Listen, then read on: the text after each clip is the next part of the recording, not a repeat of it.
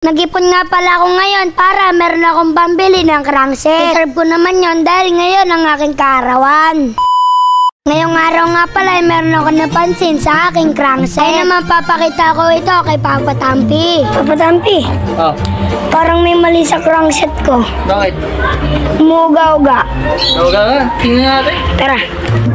Papa Tampi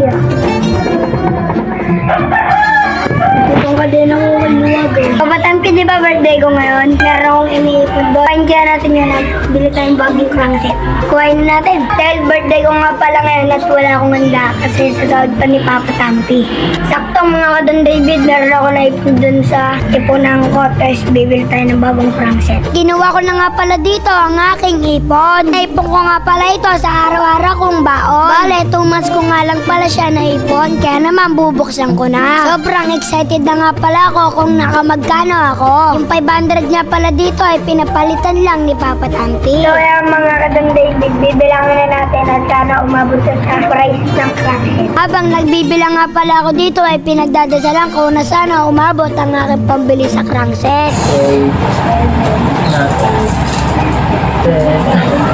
Yan. Ako dapat, ang bibilang. So yan mga kadon David, nabilang nga pala natin lahat ng mga naipon natin. Ito, bibilangin na natin. 100, 200, 300, 400, 500, 600.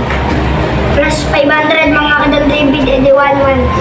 Plus may 7 pesos pa tayo dito, parang kukulangin tayo mga kadon David. Salamat Papa Tampi, makakabili na ako ng crankset. Siyempre, birthday mo ngayon eh, Don David eh. Ilang taon ka na? 9 years old na siya mga katampi. Batiin nyo siya ng happy birthday. So yan mga kadon David, para masaya ang birthday ko, pupunta na tayo sa bike park para bumili ng crankset. Pangnantay natin, tara na maghanap na tayo ng crankset dito sa village namin. Para sa lugar namin mga kadon David. Para hindi na tayo magbilang doon, ay pa-plastic na natin to. Kumuha na nga pala ako ng plastic ng yelo para hindi na nga pala kami magbibilang doon. David, nabalot na nga pala namin ni Papa Tampi. Pagpasensya nga na si Papa Tampi, sanay magbalot ng isda. Siya, tara na Papa Tampi. Kumuha na nga pala ako ng helmet dahil medyo malayo ang aming pupuntahan. Nag-enjoy na nga pala ako magbike dito dahil walang pasok. Siyempre, birthday ko rin ngayong araw. After that nga pala, ay nandito na kami sa bike park. Dito kasi marami kang pagpipilian. Inarada ko na nga pala saglit si Lexi. Pumasok na nga pala ako sa loob para makapili ng crankset. Ang una ko nga palang binili dito ay olive chain. Pumili na nga rin pala ako ng bar tape. Yung lumang bar tape ko nga pala ibibigay ko na lang kay Tampo. Pumili na nga pala ako ng pinakamagandang crankset dito.